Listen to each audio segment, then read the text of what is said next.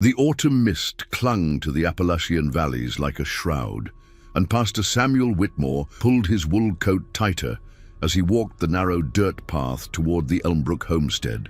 The year was 1874, and the crisp October air carried with it the scent of dying leaves, and something else, something that made his stomach turn with unease. He had been the spiritual shepherd of Cedar Hollow for nearly 15 years, yet the Elmbrook family remained an enigma wrapped in piety and sorrow. Their farmstead sat on the most fertile land in the valley, their crops always the most abundant, their livestock the healthiest. But their graveyard told a different story, a story of small headstones, each marking the brief life of a firstborn child. "Pastor Whitmore," called Martha Elmbrook from the porch, her voice carrying the weight of generations. She was a woman of 43, her dark hair streaked with premature gray, her hands permanently stained with soil and something darker. "We've been expecting you," Samuel nodded, removing his hat as he approached. Behind Martha stood her husband, Ezekiel, a man whose broad shoulders seemed to carry more than just the burden of farm work. Their surviving children, Mary, age 14, and young Thomas, 10, peered from behind the doorframe with eyes that held too much knowledge for their years. "Mrs. Elmbrook," Samuel began, his voice steady despite the tremor in his chest. "I've come about young Benjamin." At the mention of the name, Martha's face hardened like winter soil. Benjamin was their firstborn, now 11 years and 8 months old, dangerously close to his 12th birthday. The boy had fallen ill 3 weeks prior with a fever that no amount of prayer or medicine seemed to touch. "The boy is in God's hands," Ezekiel spoke for the first time, his voice like gravel, "as all our children have been." Samuel had officiated 7 Elmbrook funerals in his tenure. 7 small coffins, 7 grieving parents who seemed to accept their losses with an unsettling resignation. Each time, he had attributed it to the harsh realities of frontier life, to the mysterious ways of the Lord. But lately, doubts had begun to gnaw at him like termites in old wood. "May I see him?" Samuel asked. Martha exchanged a glance with her husband, a look that spoke of secrets shared and burdens carried. "Of course, Pastor, but I fear his time grows short." They led him through the modest but well-appointed home, past walls adorned with family portraits that seemed to watch with hollow eyes. The house smelled of herbs and candle wax, but underneath lay something else, something metallic and ancient. Benjamin lay in a small bed in the back room, his face pale as morning frost. The boy's breathing was shallow, labored, and when he opened his eyes to look at Samuel, there was a clarity there that chilled the pastor to his bones. "Pastor," Benjamin whispered, his voice barely audible. "They think I don't know, but I do." "Hush now, child," Martha said quickly, moving to adjust his blankets. "Save your strength." But Benjamin's eyes remained fixed on Samuel. The others, they knew too. Before their time came, Samuel felt his mouth go dry. "What others, son?" "Benjamin, that's enough." Ezekiel's voice cut through the room like an axe through wood. "The fever makes him speak nonsense." But Samuel had seen enough fevered children to know the difference between delirium and desperate truth. As he knelt beside the bed to offer a prayer, Benjamin's small hand gripped his wrist with surprising strength. "Look in the old church records." The boy breathed so quietly that only Samuel could hear. "Before 1814, look for the firstborns." That evening, Samuel sat in his study, the church records spread before him like accusations. By lamplight, he traced his finger down the yellowed pages, searching for births and deaths in the years before the Elmbrook pattern began. What he found made his blood run cold. Before 1814, the Elmbrook firstborns had lived full lives. Jonathan Elmbrook, born 1790, died 1856. Rebecca Elmbrook, born 1795, died 1863. Generation after generation of healthy, long-lived eldest children. Then, in 1814, everything changed. That year marked the first entry. Jeremiah Elmbrook, firstborn son, died age 11 years, 11 months. Cause, fever. Samuel's hands trembled as he continued reading. Every generation since, without exception, had lost their firstborn just before their 12th birthday. The causes varied: fever, accident, sudden illness, but the timing remained constant. A knock at his door made him jump. He quickly closed the records as Martha Elmbrook entered, her face drawn with exhaustion. "Pastor," she said, her voice hollow, "Benjamin, he's asking for you. I fear this may be his last night." Samuel gathered his Bible and followed her into the darkness, but his mind raced with questions that no scripture seemed able to answer. As they walked through the mist-shrouded valley, he couldn't shake the feeling that he was walking not toward a deathbed, but toward a truth that would shatter everything he believed about the faithful community he had served for so long. The Elmbrook house glowed with candlelight, and as they approached, Samuel could hear the low murmur of voices. More voices than just the immediate family. The entire community, it seemed, had gathered for Benjamin's final hours. But as Samuel stepped across the threshold, he noticed something that made his skin crawl. Despite the supposed gravity of the situation, there was an undercurrent of anticipation in the air, as if the assembled neighbors were waiting not for a death, but for something else entirely. Something that had been planned long before Benjamin ever fell ill. The gathering in the Elmbrook home felt more like a ritual than a vigil.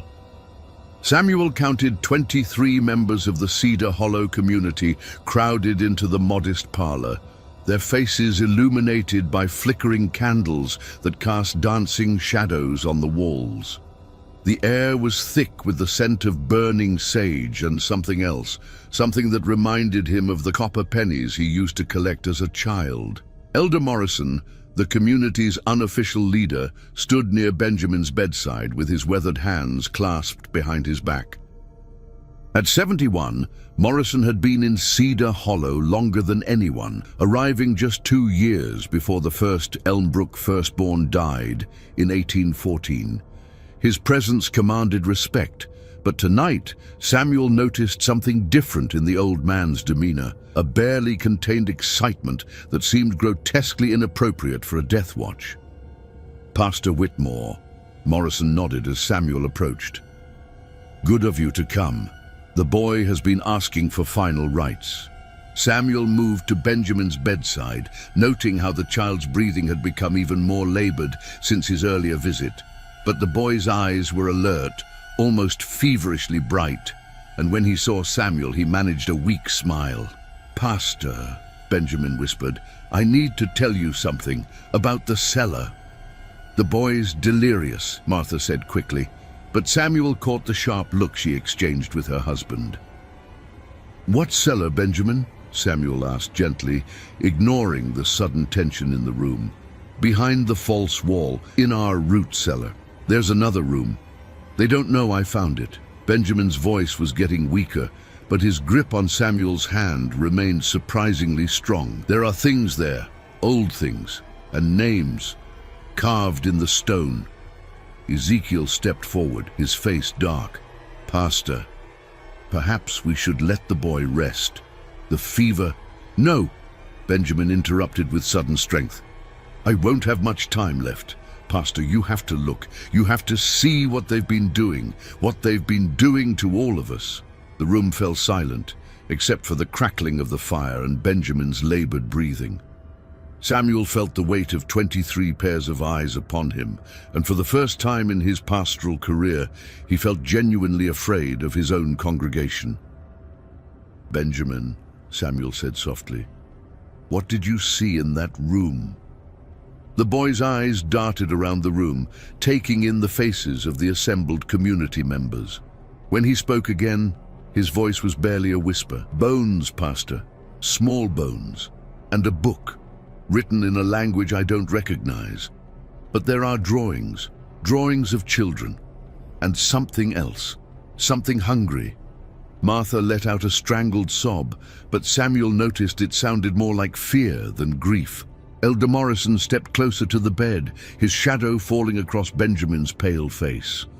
"The boy needs rest," Morrison said firmly. "Perhaps, Pastor, you could offer a prayer for his peaceful passing." But Samuel was studying the faces around him with new eyes. Mrs. Henderson, who had lost her firstborn daughter in 1852, Mr. Caldwell, whose son had died in 1867, the Pratts, the Millers, the Stones, all families who had buried their eldest children just before their 12th birthdays. All families whose remaining children had thrived, whose farms had prospered, whose lives had been blessed with abundance. All families who now watched Benjamin's dying with the same unsettling anticipation. "I think," Samuel said slowly, "that I should stay with Benjamin tonight to comfort him in his final hours." The suggestion caused a ripple of unease through the gathered crowd. Morrison's jaw tightened. "That's very kind, Pastor, but the family prefers to handle these transitions privately. It's our way." "Our way," Samuel repeated, the words tasting bitter in his mouth. "And what exactly is your way, Elder Morrison?" The old man's eyes narrowed. "Faith, Pastor. Simple faith in God's plan. Some children are called home early so that others might prosper. It's been the way of things in Cedar Hollow for 60 years. 60 years, Samuel mused. That would be since 1814, the same year the first Elmbrook firstborn died. The silence that followed was deafening. Samuel could hear his own heartbeat, could feel the collective held breath of the community.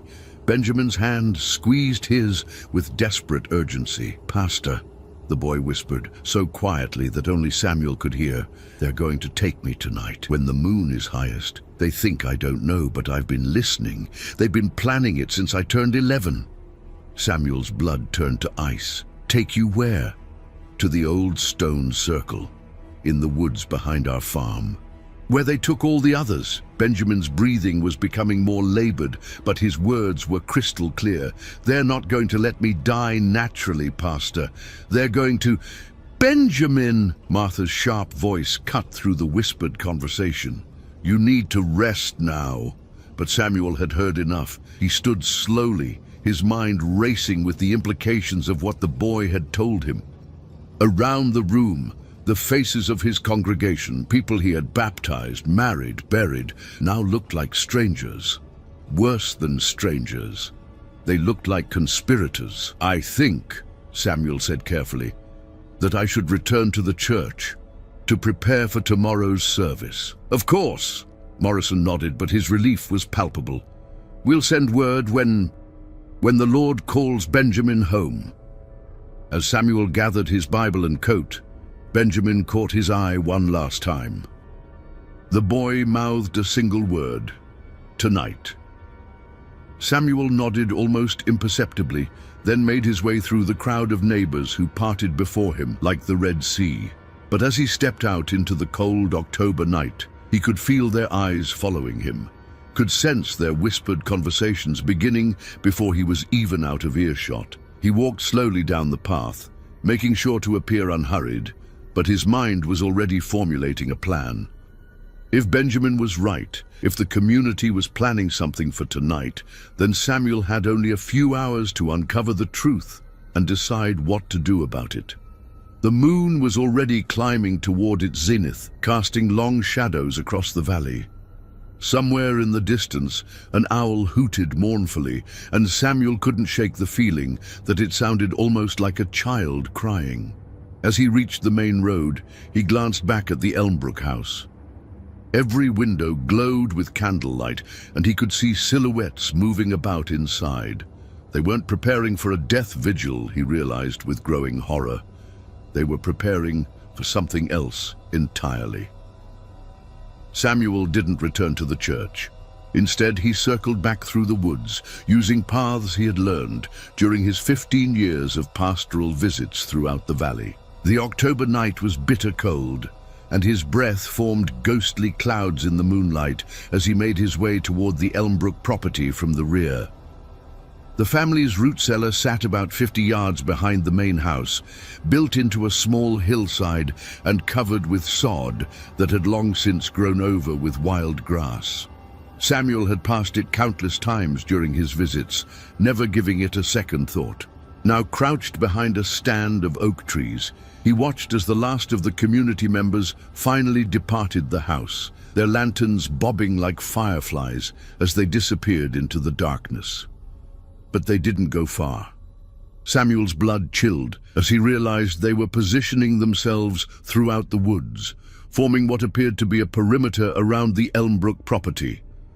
Whatever they were planning, they wanted to ensure privacy. He waited another hour until the house had been dark for 30 minutes before making his move. The root cellar door was secured with a simple wooden latch, and it opened with barely a whisper. Samuel lit the small lantern he had brought and descended the rough-hewn steps into the earth. The cellar was larger than he had expected, with shelves lining the walls holding preserved foods, root vegetables, and various farming implements. But Benjamin had mentioned a false wall, and Samuel began examining the stone construction more carefully. It took him nearly 20 minutes to find it. Behind a shelf of canned goods, one section of the wall showed subtle differences in the mortar work. When he pressed against it, he felt it give slightly. With considerable effort, he managed to slide the false section aside, revealing a narrow opening that led deeper into the hillside. The passage beyond was older than the root cellar, much older. The walls were made of fitted stone that spoke of construction techniques from a bygone era. Samuel's lantern light danced across symbols carved into the rock, symbols that definitely weren't Christian in origin. They looked almost Celtic, or perhaps something even more ancient. The passage opened into a circular chamber about 15 feet across. Samuel's lantern illuminated the space, and what he saw made him stumble backward in horror. The walls were lined with small alcoves, each containing what appeared to be the skeletal remains of a child. 12 alcoves in total, and 11 of them were occupied. The bones were arranged with careful precision, and each alcove bore a carved nameplate. Samuel read them with growing dread. Jeremiah Elmbrook, 1814. Sarah Morrison, 1821. David Caldwell, 1828. Boo. The names continued, marking 60 years of firstborn children from the families of Cedar Hollow. In the center of the chamber stood a stone altar, its surface stained dark with what Samuel prayed was not what he suspected. Carved into the altar's face were more of the strange symbols, along with words in what appeared to be Latin: sanguine primo, terra benedicta, vita pro vita, abundantia pro sacrificio. Samuel's seminary Latin was rusty, but he could make out the general meaning. By first blood, the land is blessed. Life for life, abundance for sacrifice. On a stone shelf beside the altar lay a leather-bound book, its pages yellowed with age. Samuel opened it with trembling hands and found himself looking at detailed records written in multiple hands across several decades. The entries were in English, and they told a story that made his soul recoil in horror. The first entry was dated October 31st, 1814, and written in a careful script. The compact is sealed. Elder Morrison has shown us the old ways, brought from his homeland across the sea. The land spirits demand their price, but they offer much in return. The firstborn of each family, given before their 12th year, ensures prosperity for all. The ritual must be performed at the stone circle when the moon is highest, and the sacrifice must be willing or made to appear so. The community has agreed. God forgive us, but our children will never want for anything. Samuel's hands shook as he turned the pages. Entry after entry detailed the deaths of children, but they weren't deaths at all. They were murders, carefully planned and executed by the entire community. Each family took turns providing the sacrifice, and in return, their farms prospered, their remaining children thrived, and the valley remained blessed with abundance. The most recent entries were in Ezekiel Elmbrook's handwriting. October 15th, 1874. Benjamin grows suspicious. He's been asking questions about his cousins who died before him. Martha fears he may have overheard our planning sessions. We must be more careful. October 20th, 1874. The boy found the chamber. We discovered his footprints in the passage. Elder Morrison says we must accelerate the timeline. The ritual will be performed on October 31st as planned, but we may need to ensure Benjamin's compliance through other means. October 25th, 1874. Benjamin has fallen ill with the fever. Martha administered the herbs as instructed. The boy will be weak enough to transport by the time of the ritual, but conscious enough to fulfill the requirements of the compact. Samuel slammed the book shut, his stomach churning with revulsion. Benjamin hadn't fallen ill naturally. He had been poisoned, weakened deliberately to make him easier to handle during what they euphemistically called the ritual. A sound from the passage behind him made Samuel freeze. Footsteps, moving carefully but purposefully toward the chamber. He quickly extinguished his lantern and pressed himself against the wall beside the entrance, his heart hammering in his chest.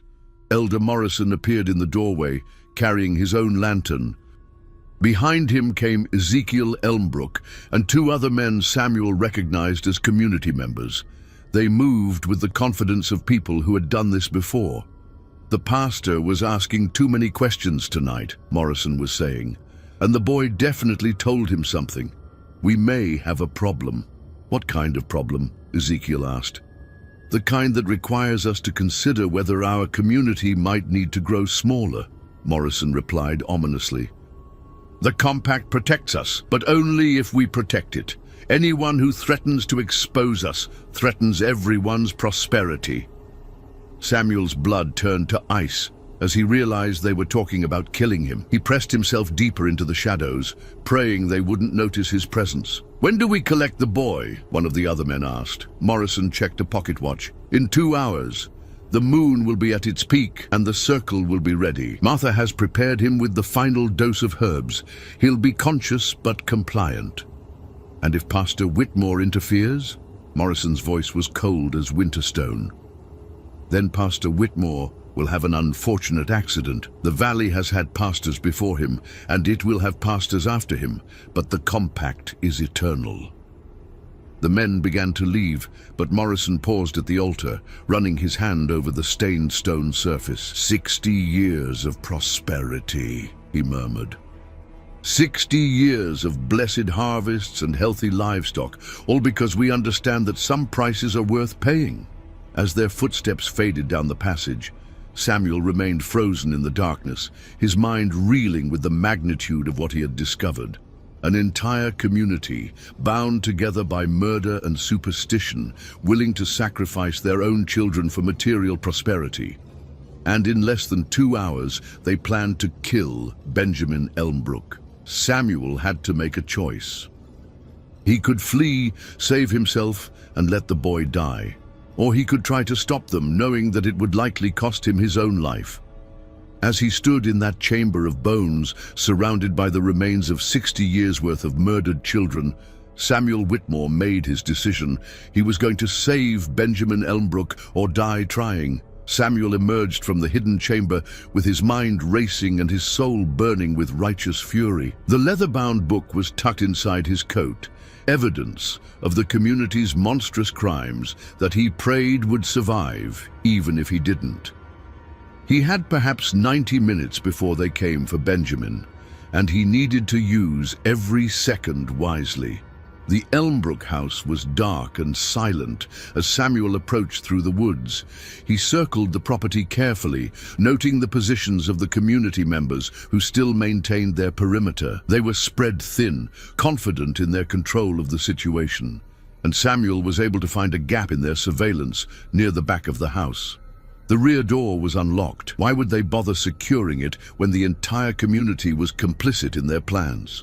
Samuel slipped inside, moving through the familiar layout by memory and the faint moonlight filtering through the windows. Benjamin's room was at the back of the house, and Samuel could hear the boy's labored breathing before he even reached the doorway. The child lay motionless in his bed, his face pale and drawn, but his eyes opened when Samuel knelt beside him. "Pastor," Benjamin whispered, his voice barely audible. "You came back." "I found the chamber," Samuel replied quietly. "I know what they're planning. We need to get you out of here. Benjamin tried to sit up but fell back weakly. I can't. They gave me something. My legs won't work properly. Samuel could see the effects of whatever herbs Martha had administered. The boy was conscious but severely weakened, just as Ezekiel's journal had indicated. Carrying him would be difficult, but not impossible. Benjamin, I need you to listen carefully, Samuel whispered. I'm going to carry you out of here, but we have to be very quiet. Can you do that? The boy nodded, and Samuel carefully lifted him from the bed. Benjamin was lighter than expected. The herbs had clearly taken a toll on his body. As Samuel moved toward the door, he heard voices from the front of the house. Time to collect him, Martha was saying. Elder Morrison wants him at the circle within the hour. The pastor's interference tonight was unfortunate, Ezekiel replied. Morrison thinks we may need to deal with him permanently. After tonight it won't matter, Martha said. Once Benjamin is gone, there will be no one left who knows about the chamber. The secret will be safe for another generation. Samuel pressed himself against the wall. Benjamin clutched in his arms. The boy's parents were discussing his murder with the same casual tone they might use to plan a church social. The depth of their corruption was staggering. He waited until their voices moved toward the front door, then slipped out the back of the house. Benjamin's weight was manageable, but Samuel knew he couldn't carry the boy far without rest. He needed a plan, and he needed help. But who could he trust? The entire community was involved in the conspiracy, bound together by 60 years of shared guilt and prosperity. Samuel was truly alone in this fight. As he made his way through the woods, carrying Benjamin toward what he hoped was safety, the boy stirred in his arms. Pastor, Benjamin whispered, there's something else. Something I didn't tell you before. What is it, son? The book in the chamber. It doesn't just record the deaths. It records what happens after. The spirits they're feeding, they're getting stronger, hungrier. The sacrifices that used to last for years now only satisfy them for months. Samuel felt a chill that had nothing to do with the October night. What do you mean? They're going to need more children soon, not just firstborns, and not just from Cedar Hollow. Benjamin's voice was getting weaker, but his words were clear. I heard Elder Morrison talking to my father. They're planning to expand, to bring other communities into the compact. The implications were horrifying. What had started as a localized atrocity was growing, spreading like a cancer across the Appalachian valleys. How many other communities might already be involved? How many other children had died to feed whatever ancient hunger Morrison had awakened? A sound behind them made Samuel freeze. Voices calling through the woods. They had discovered Benjamin's absence. Find them. Morrison's voice carried clearly through the night air. The boy cannot be allowed to escape, and the pastor has seen too much. Bring them both to the circle. Samuel quickened his pace, but he could hear the search party spreading out behind them. They knew these woods better than he did, and they had the advantage of numbers. It was only a matter of time before they were caught. Pastor, Benjamin whispered urgently, the stone circle. Do you know where it is? No, son. I've never seen it. I have. They took me there once when I was younger to show me what would happen when my time came. It's about a mile north of our farm, in a clearing where nothing grows. Benjamin paused, gathering his strength. If we can get there first, if we can disrupt the circle somehow, maybe we can break their power. It was a desperate plan, but Samuel couldn't think of a better alternative. He adjusted his grip on Benjamin and changed direction, heading north through the dense woods. Behind them, the voices of their pursuers grew closer. The forest seemed to close in around them as they climbed higher into the hills. Ancient trees loomed overhead, their branches creating a canopy so thick that even the moonlight struggled to penetrate. Samuel's lungs burned with exertion, and his arms ached from carrying Benjamin, but he pressed on. After what felt like hours, but was probably only 30 minutes, they emerged into a clearing that made Samuel's blood run cold. The space was perfectly circular, about 50 feet across, and the ground was bare earth that looked as if it had been scorched. Nothing grew here. No grass, no weeds, not even moss on the stones. And there were stones, 12 of them, each about 6 feet tall, arranged in a perfect circle around a central altar that was identical to the one in the hidden chamber. The stones were covered with the same strange symbols Samuel had seen below ground, but here they seemed to pulse with a malevolent energy that made his skin crawl. "This is it," Benjamin whispered. "This is where they killed all the others." Samuel set Benjamin down carefully, leaning him against one of the outer stones. The boy was growing weaker by the minute, but his eyes remained alert and determined. "What do we do?" Samuel asked. Benjamin pointed toward the central altar with a trembling hand. The book said the power comes from the stones and the altar working together, if we can damage them somehow. Samuel examined the altar more closely. It was made of the same fitted stone as the chamber walls, but he could see that it was actually composed of several pieces fitted together. With the right leverage, it might be possible to topple it.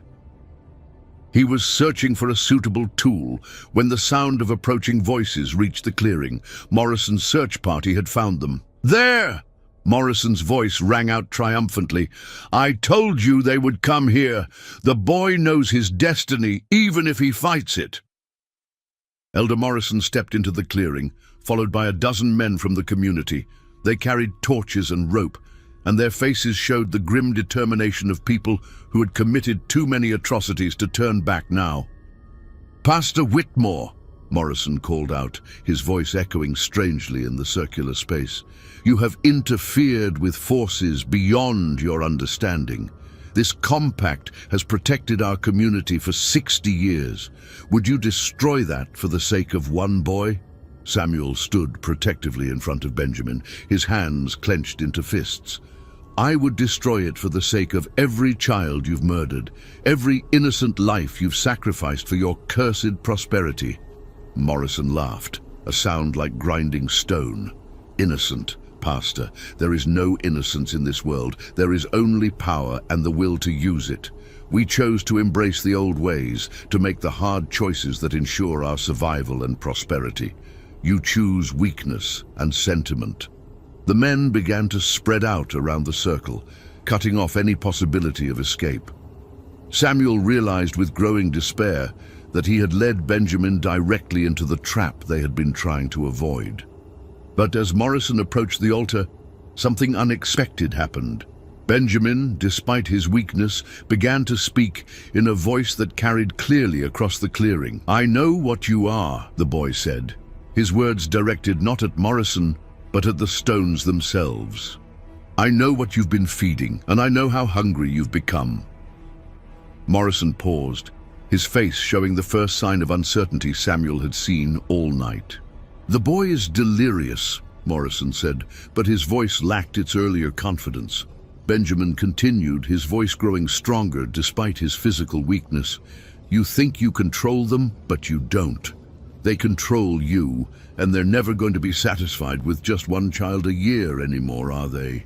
A wind began to blow through the clearing, though the night had been perfectly still moments before. The torches flickered, and Samuel could swear he heard something like whispers coming from the stones themselves. Morrison's face had gone pale. "Silence the boy!" he ordered his men. "Quickly!" But Benjamin wasn't finished. "They're going to want more," he called out, his voice carrying to every man in the circle. "More children, more families, more communities, and when you can't give them what they want, they're going to take it anyway, starting with your own children." The wind was growing stronger now, and the whispers were becoming more distinct.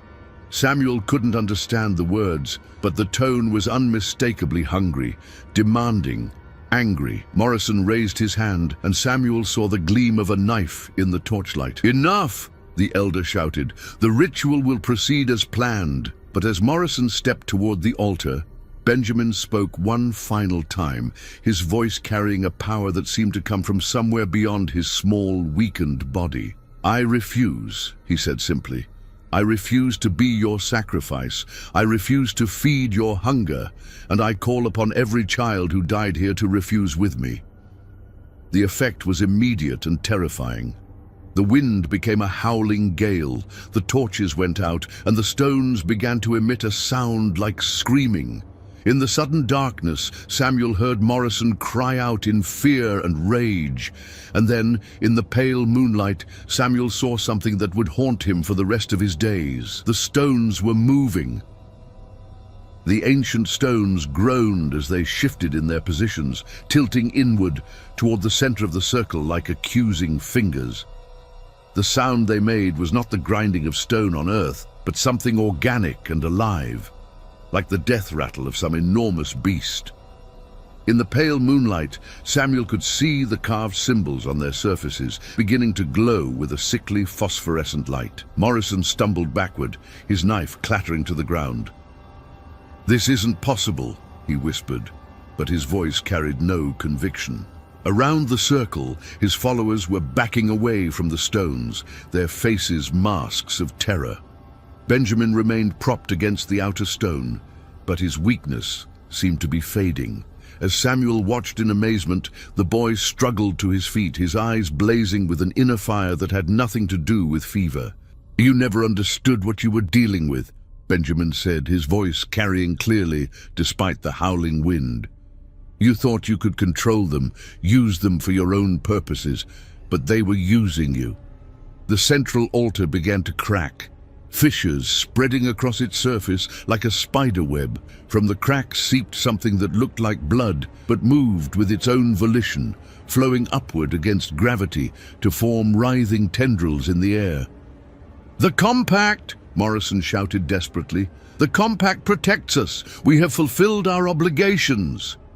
"Your obligations," a new voice said, and Samuel's blood froze as he realized it was coming from the stones themselves, "have changed." The voice was composed of many voices, children's voices, speaking in unison with a harmony that spoke of shared suffering and unified rage. Samuel recognized some of them from the names he had read in the hidden chamber: Jeremiah, Sarah, David, and all the others who had died in this cursed place. "For 60 years, the collective voice continued, we have been bound to this place, our life force feeding the hunger you awakened. But the one you brought tonight has shown us something you never intended us to learn." Benjamin stepped forward, his movement steady despite the herbs that should have left him helpless. "They learned that they could refuse," he said, "that the compact only has power if the sacrifice is willing, truly willing, not just drugged and coerced." Morrison's face contorted with rage and desperation. "You don't understand. Without the compact, the valley will die, the crops will fail, the livestock will sicken, the prosperity will end." "Let it end," Benjamin replied simply. "Better honest poverty than prosperity built on the bones of children." The phosphorescent glow from the stones was growing brighter, and Samuel could see shapes beginning to form in the light, translucent figures of children, each bearing the marks of how they had died. They stood in a circle around the altar, their eyes fixed on Morrison and his followers with expressions of terrible judgment. "You have a choice," the collective voice said, and now Samuel could see that Benjamin's lips were moving in sync with the words, as if he had become a conduit for the spirits of the murdered children. "Release us willingly and face only the earthly consequences of your crimes. Continue to resist and face our justice." Morrison looked around desperately at his followers, but Samuel could see that their resolve was cracking. These were men who had convinced themselves they were serving a higher purpose, that their prosperity justified their actions. Faced with the reality of what they had awakened, their certainty was crumbling. "We can't," Morrison said, but his voice was weak. "If we release you, if we break the compact, what happens to us? What happens to our families?" "What happened to our families?" the voice replied, and the temperature in the clearing dropped so suddenly that Samuel could see his breath. "What happened to our mothers and fathers who grieved for us? What happened to our siblings who grew up knowing they were spared only because we died?" One of Morrison's followers, a man named Garrett whose son had died in 1869, suddenly broke ranks. "I can't," he sobbed, falling to his knees. "God forgive me, I can't do this anymore. Thomas, if you can hear me, I'm sorry, I'm so sorry." The moment Garrett spoke his son's name, one of the ghostly figures stepped forward. The resemblance was unmistakable. This was Thomas Garrett, forever frozen at 11 years old, but his expression softened as he looked at his father. "I forgive you, Papa," the boy's spirit said, his voice separate now from the collective. "But you have to make it right. You have to stop this." Garrett nodded through his tears and began backing away from the circle. "I renounce the compact," he said loudly. "I renounce it and all its works. Let my family face whatever comes, but I won't be part of this anymore." As soon as the words left his lips, Thomas Garrett's spirit began to fade, but not with the anguish Samuel had expected. Instead, the boy smiled and seemed to dissolve into points of light that drifted upward into the night sky, finally free. The effect on the other men was immediate.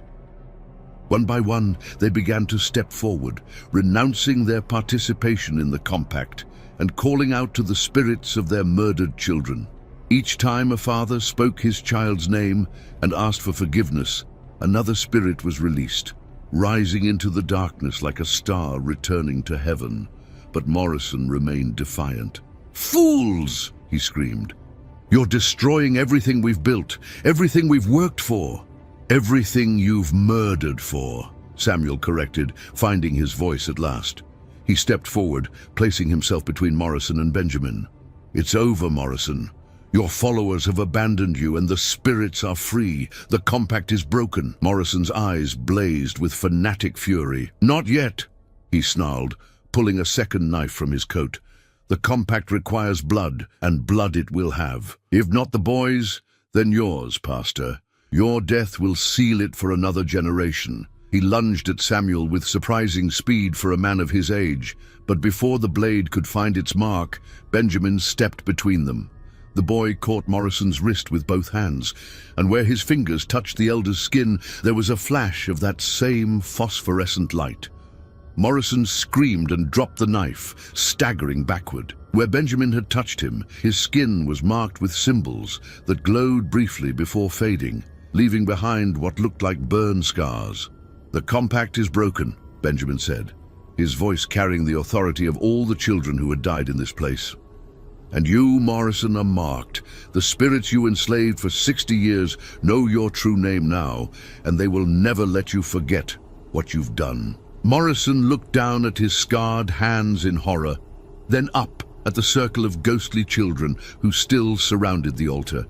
Their eyes were fixed on him with expressions of patient, eternal judgment. "This isn't over," Morrison whispered, but even he seemed to know it was a hollow threat. "Yes," Benjamin replied, "it is." The boy turned to face the remaining spirits, those whose fathers had not yet found the courage to renounce the compact. "You don't have to wait for their permission," he told them. "You can choose to be free." One by one, the remaining spirits began to fade, rising into the night sky like released souls. As the last of them disappeared, the stones stopped their groaning and settled back into their original positions. The phosphorescent glow faded and the unnatural wind died away. In the sudden silence, Samuel could hear Morrison weeping, not with grief, but with the despair of a man who had lost everything he had spent his life building. "What happens now?" Samuel asked Benjamin. The boy looked older than his 11 years, marked by experiences no child should have to endure. "Now we go home," he said simply, "and we tell the truth, all of it." As they walked away from the stone circle, Samuel looked back once. Morrison remained kneeling in the center, surrounded by the now silent stones, a broken man contemplating the ruins of his unholy empire. The compact was broken, the spirits were free, and the truth would soon be known. But Samuel knew that the real work was just beginning. A community that had built its prosperity on murder would have to learn how to live with honest labor and clean consciences. It would not be easy, but it would be right. And for the first time in 60 years, the children of Cedar Hollow would be safe. 3 weeks after the events at the Stone Circle, Samuel Whitmore sat in his study, writing what he knew would be his final sermon for the congregation of Cedar Hollow. The leather-bound book from the hidden chamber lay open beside him, its pages serving as evidence for the detailed account he was preparing for the territorial authorities. Benjamin Elmbrook had recovered completely from the herbs his parents had administered, though the boy carried himself with a gravity that spoke of experiences far beyond his years.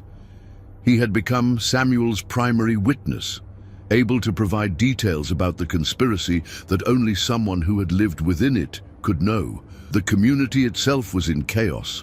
Word of the broken compact had spread quickly, and the psychological effects were immediate and devastating. Families who had participated in the murders were consumed with guilt and paranoia, while those who had lost children were demanding justice. Several families had already packed their belongings and fled the valley, unable to face the consequences of their actions. Martha and Ezekiel Elmbrook had been among the first to confess their crimes to Samuel, weeping as they described 60 years of systematic child murder disguised as natural deaths. Martha had revealed the location of additional evidence, detailed records of the herbs used to weaken the children, maps showing the locations of other stone circles in neighboring valleys, and correspondence with communities that Morrison had been trying to recruit into the compact. The scope of the conspiracy was larger than Samuel had initially imagined. Morrison's network extended across 3 counties, with at least a dozen communities showing signs of similar patterns of firstborn deaths. Samuel had already sent letters to pastors and territorial officials in those areas, warning them of what they might find if they looked closely at their burial records. Morrison himself had disappeared the morning after the confrontation at the Stone Circle. His house stood empty, his belongings abandoned, and despite extensive searches, no trace of him had been found. Some believed he had fled to avoid justice. Others whispered that the spirits of the murdered children had claimed him during the night. Samuel suspected the truth was simpler.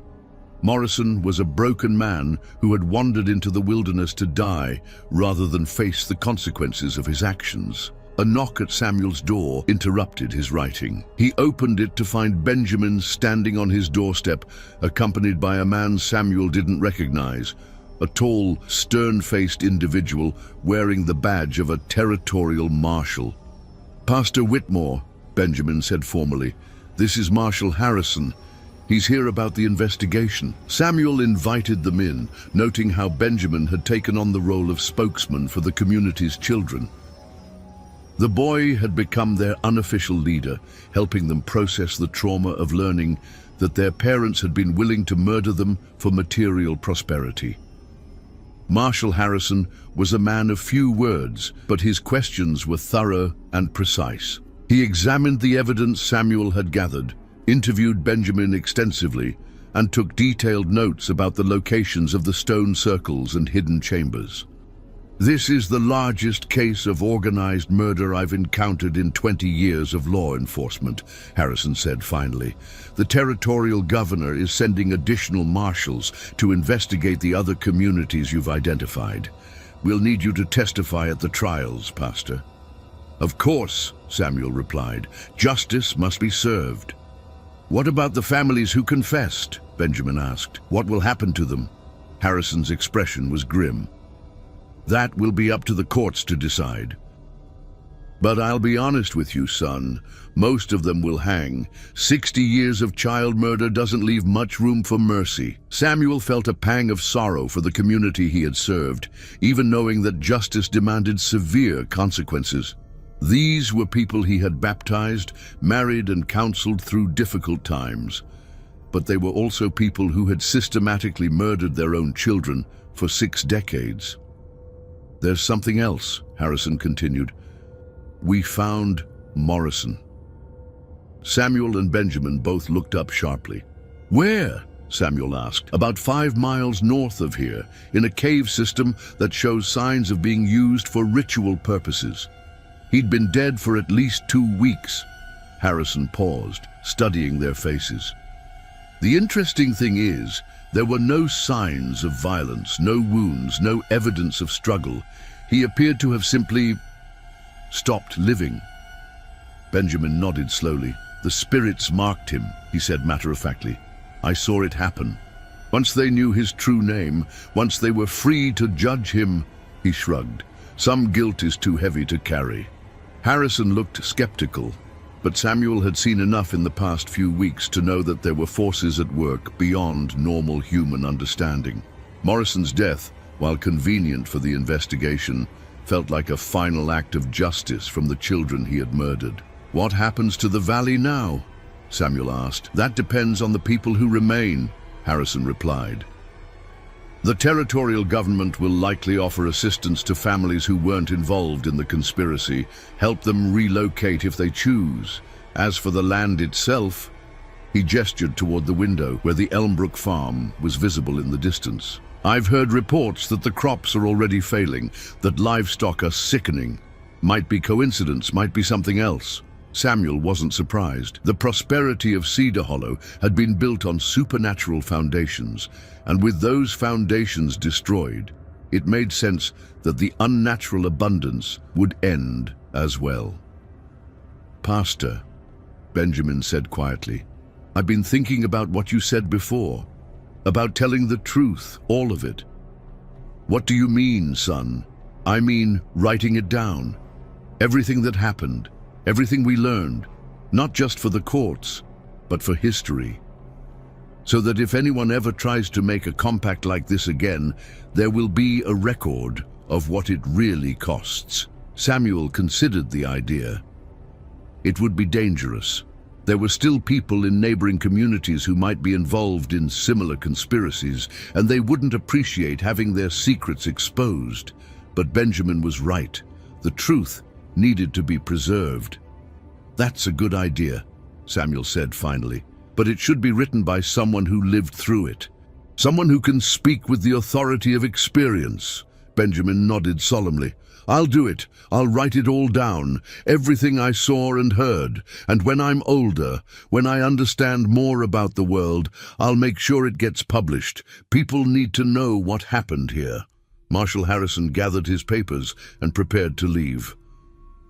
I'll be back in a few weeks for the formal depositions, he said. In the meantime, I'd advise both of you to be careful. Word of this investigation is spreading, and there may be people who want to silence witnesses. After Harrison left, Samuel and Benjamin sat in comfortable silence for a while, watching the sun set over the valley that had been their home. The landscape looked the same, but everything had changed. The weight of 60 years of hidden guilt had been lifted, but the price of that freedom was the destruction of everything the community had built. Do you regret it? Samuel asked. Exposing the truth, even knowing what it would cost? Benjamin considered the question seriously. No, he said finally. The prosperity was never real anyway. It was built on the bones of children, and it would have demanded more children eventually. Better to be poor and honest than rich and damned. Samuel nodded, recognizing wisdom beyond the boy's years. What will you do now? Where will you go? My parents want to move east, start over somewhere new, but I think I'll stay here for a while. Someone needs to tend the graves of the children who died, make sure they're not forgotten. Benjamin paused, looking toward the woods where the stone circle lay silent and powerless. And someone needs to watch to make sure nothing like this ever happens again. As darkness fell over Cedar Hollow, Samuel began to understand that his role as pastor was ending, but Benjamin's role as guardian was just beginning. The boy had been marked by his experiences, chosen by the spirits of the murdered children to carry their memory forward. It was a heavy burden for someone so young, but Samuel had seen Benjamin's strength in the face of unimaginable horror. If anyone could bear the responsibility of ensuring that the truth survived, it was the boy who had refused to become a sacrifice and had instead become a liberator. The compact was broken, the spirits were free, and justice was coming for those who had participated in 60 years of murder. But the real victory was simpler and more profound. The children of Cedar Hollow would grow up in a world where their parents valued their lives more than their prosperity. It was a lesson written in blood and carved in stone, but it was a lesson that would endure. And in the years to come, when Benjamin Elmbrook published his account of the events in Cedar Hollow, it would serve as a warning to any who might be tempted to make similar bargains with forces beyond human understanding. Some prices, his book would conclude, are simply too high to pay, no matter how great the promised reward.